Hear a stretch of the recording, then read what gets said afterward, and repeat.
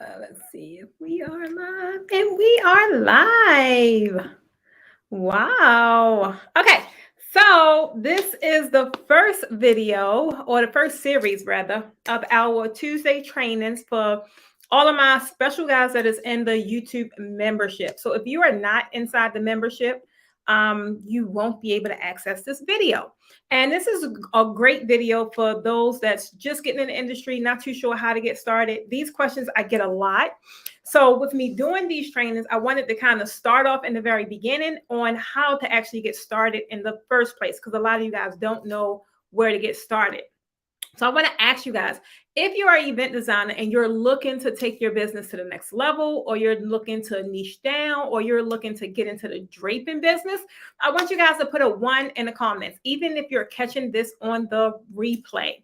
I want to also know if you ever considered specializing in draping backdrops, right? A lot of people didn't really know it was even a thing. Like, it has become so prominent over the past few years. And I'd like to think or believe that I would had some kind of hand in shedding more light onto this draping game, because I believe that it deserves much more visibility. I believe it deserves much more respect on its name, because it has the possibility to change like your lifestyle, change your business, right?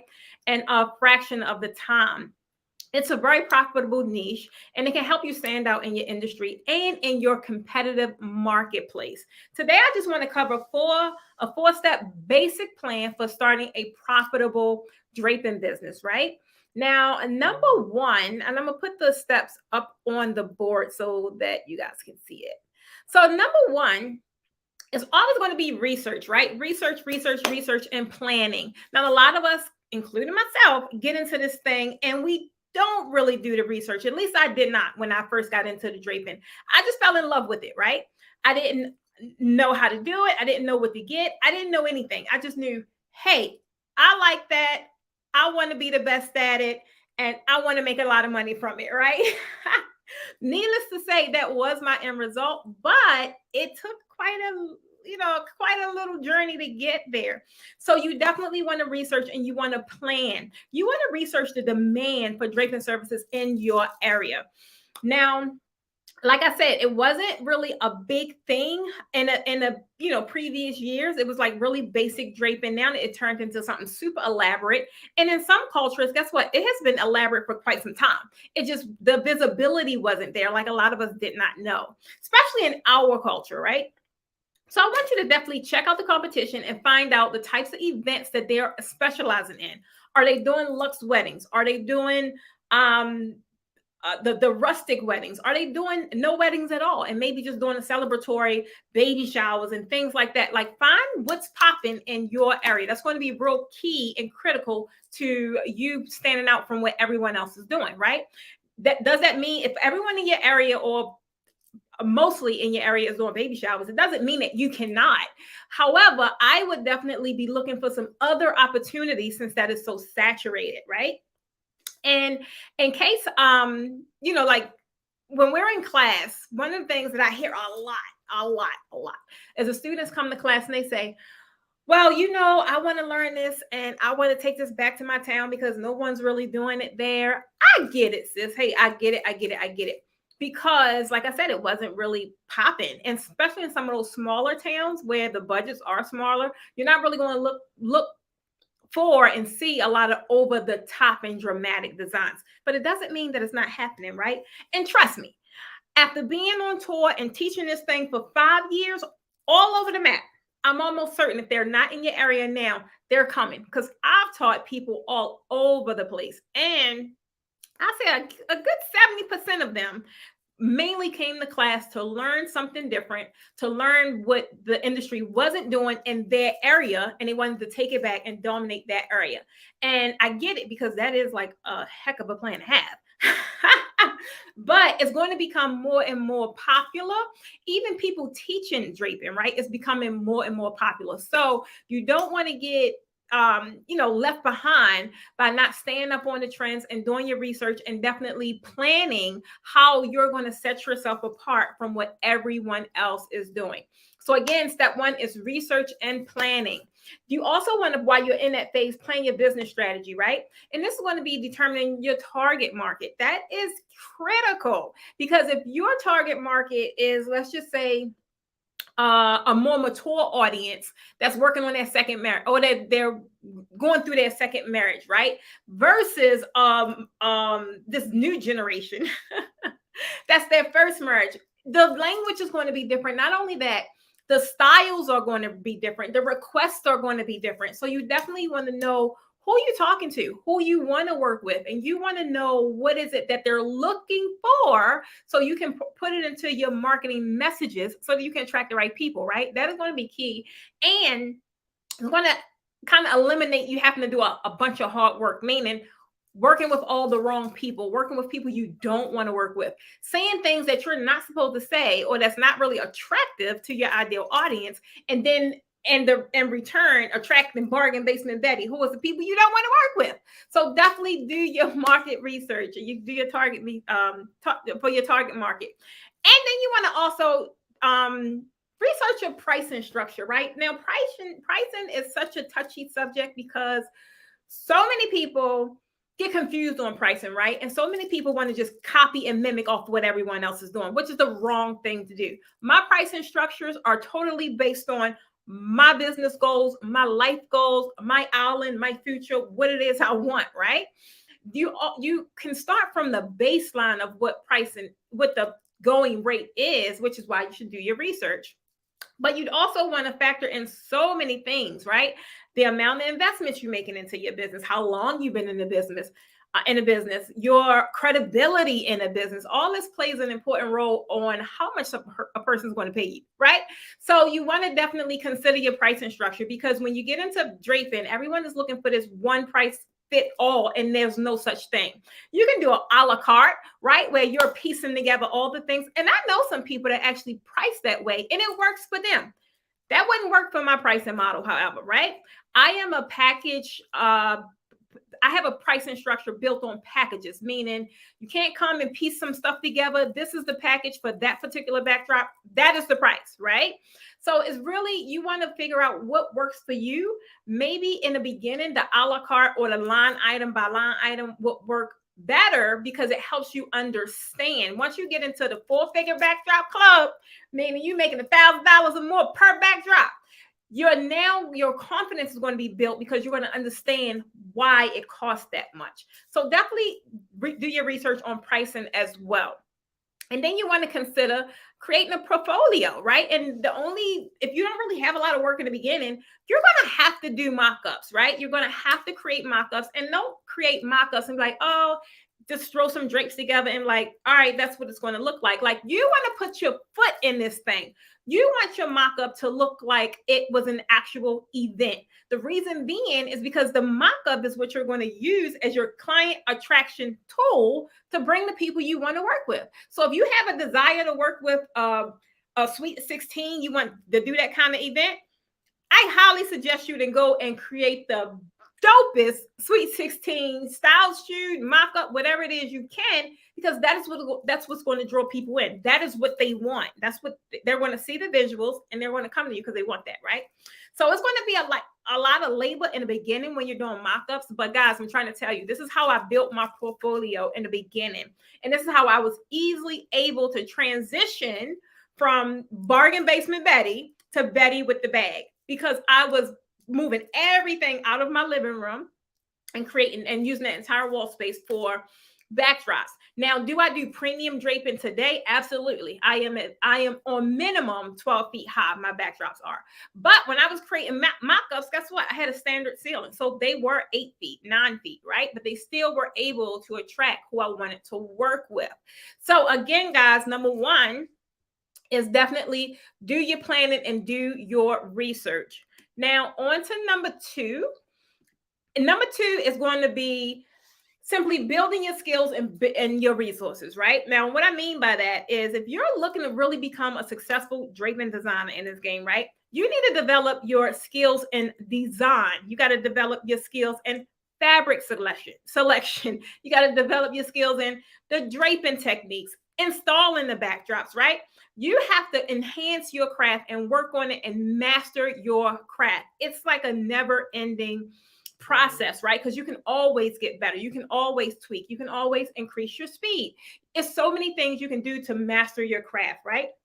If you're not sure where to, like, how to do this, consider taking some courses, consider going to workshops, right?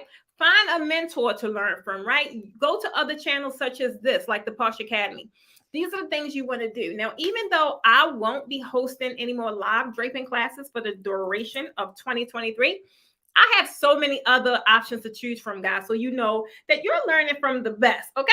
Now, all you got to do is simply schedule a one-on-one draping class where it's just me and you in the studio, or you could just join something like this, which is the virtual YouTube membership at level 4 or higher, and you'll get new designs delivered every month, which are step-by-step tutorials on different draping designs, right? Now, a lot of people, especially my international audience that can't necessarily get direct access to me, like come to the classes and come to the hands-on experience, they benefit greatly, immensely from the virtual trainings. Guys, I put everything I have and on any class that I have, whether it's virtual, hands-on, a webinar, I give it all, right? Because my whole goal is for you guys to walk away with something that you can implement that's going to shift you from where you are to where you want to go.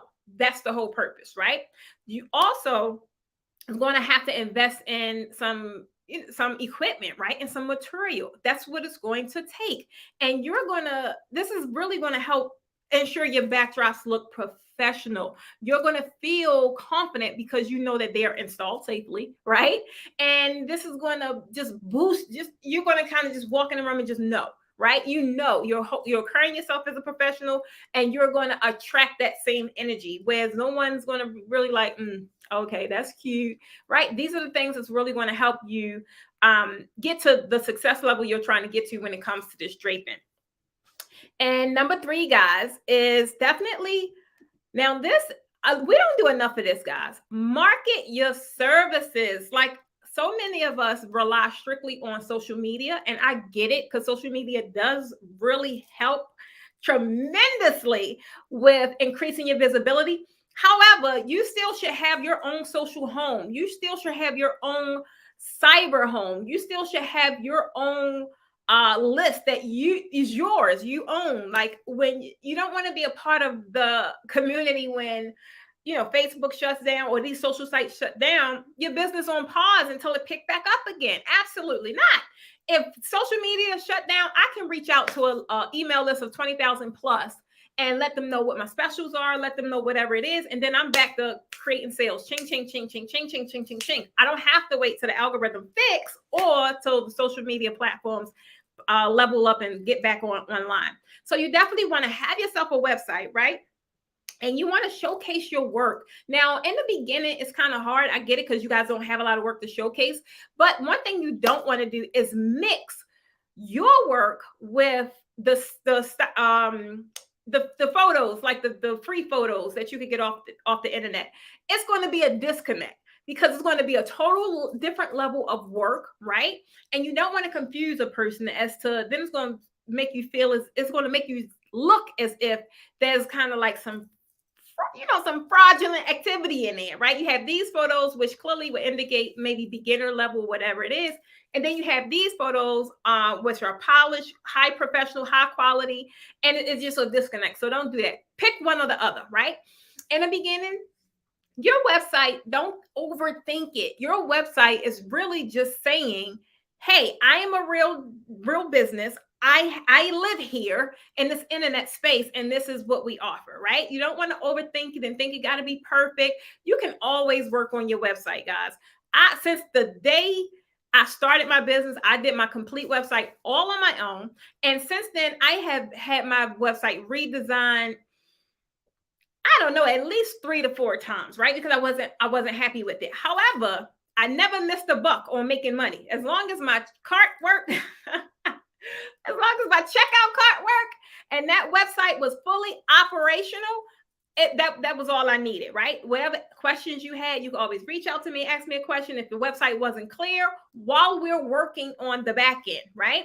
So again, you make sure your website is just functional. It does not have to be perfect, especially not in the beginning, right? And every time, when you're operating in your social space, right? Your social platforms, and you're promoting your work, you want to be cognizant of what is this photo going to attract. That's where a lot of us drop the ball. We have poor lighting. We have tennis shoes in the background. We have just stuff all over the counter. Like, really, what is that going to attract? Before you post your next post, right? Or your next photo or whatever it is, I want you to stop and I want you to think, what's the purpose of this photo? Who is this photo going to attract? And what is it going to make them want to do? If it's not something like giving butterfly feelings and you think they're going to keep scrolling, why post it? Go all out when you are representing your brand, when you're representing your business. Go all out. You're going to be tired after your first mock-up. You are. But then when Betty with the bag call you the next day, guess what? You'll be revived again. So go all out, right?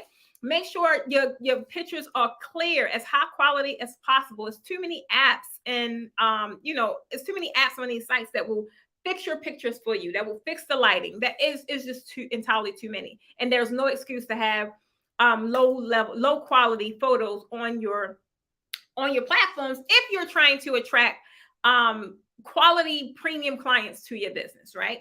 So definitely one thing you want to think about. Another thing is attending networks, right? Attending different networking events and participating on online groups. Guys, I can't tell you guys how much this has helped my business, right? Not necessarily participating in a way, hey, look at me, look at what I have. I'm always giving value, offering a solution to what their issue is. And then I give them the opportunity to work with me further if they feel as if they need my help. But I'm never there like, hey, look at me. This is what I got. No, it's like always giving them some kind of advice. You may want to consider this. You may want to try using this. You may want to try using that. And then it opens up interest. They're like, wow, how does she know so much, right? It's one of my easiest client attraction tools I use. I just always give value. I always answer questions. I always help minimize their confusion, although sometimes it's hard to do verbally, like in a group or whatever. But again, it opens up the dialogue to now we are exchanging and we're communicating. And then 9 times out of 10, they're going to land up on my YouTube, and then they're going to go down the rabbit hole and they're going to be binge watching my videos because they're full of value. Almost all of the issues that my audience have when it comes to draping, I've created a video for. So it works, right? So you definitely want to market your services to you. No longer got to say who you are. I'm trying to tell you. And then step 4, guys, which is the last step, is you want to deliver exceptional service. Now, delivering exceptional service to your clients is like, it's necessary, right? It's necessary to really build a positive reputation, and you're going to generate repeat business. I would say, probably 75% of my business is repeat clients and repeat customers, right? They're the ones that soon as something, they need something for an event or whatever it is that they know I have, they're the ones that's buying it. As soon as I have a program or I have a class, they're the ones that's buying it, right? You want to be able to communicate clearly. You want to show up on time, and you want to ensure that your backdrops are installed safely and correctly. This is going to, like I said, when they feel as if they could trust you, they know that you're going to handle it. They know they're going to walk in and be like, wow, I don't know about y'all, but I'm going to call that same person every time that gave me that kind of experience. I don't need to go over here looking for something else. And then, now my experience was watered down, or now the thing that fell on someone's head, or no, let me go over here because I know they got me. So this is why you want to show up and definitely deliver exceptional services. Now, you also want to consider offering additional services, right? Maybe you could offer lighting. Maybe you could offer the custom signage. Like a lot of people are doing that now. The lighting, like the custom lighting neon signs or something like that. And this is it's so many different ways you can add value to your backdrop and not make it just a backdrop. This is going to add value to your clients as well as increase your profit margin, right? You want to continuously evaluate and improve your business. That's going to help you stay competitive, and it's going to also meet the evolving needs of your clients, because whatever they need today, guess what? If let's just say if they had their son's first birthday party today and you created a design or whatever it is, by the time he turned 2 the next year, your skills will have evolved, and I'm quite sure your pricing should have evolved. Your added value components will have evolved. So this is how you always are able to increase the value ladder of your customers, right?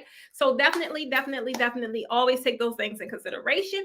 And guess what, guys? By following these 4 steps, you can and you will start a profitable draping business, and you're going to establish yourself as a leading event designer in your area. With hard work, guys, and with dedication, you can build a thriving business and create beautiful backdrops that leave a lasting impression on your clients, and guess what, their guests, which is one of the most important key pieces, because their guests are the ones that's going to want to book you as well, right? They're going to want that same experience. They're going to want that same over the top look, feel, that wow factor at their event. So that's, again, another reason why you just go over and beyond. Don't worry about like you're going to give them exactly what they paid for. But, it pays to just give a little more value. It always comes back on the back end. So that's all I have for today, guys. I want to thank you for watching, and don't forget to subscribe to my channel for more tips and insights on starting and growing your draping business. Now, come back next week, because all this month we're going to be talking about pretty much getting started with draping, right? And we're going to be covering, or I'm going to be covering rather, all the beginning elements and how to get in this business and have it real profitable and successful for you. So next week, guys, we're going to be understanding the right backdrop system to buy, because so many people are still buying the wrong equipment. And guess what? They don't find me until they already made the poor investment. So I look forward to chatting with you guys next Tuesday. Until then, I hope all of you guys stay positive.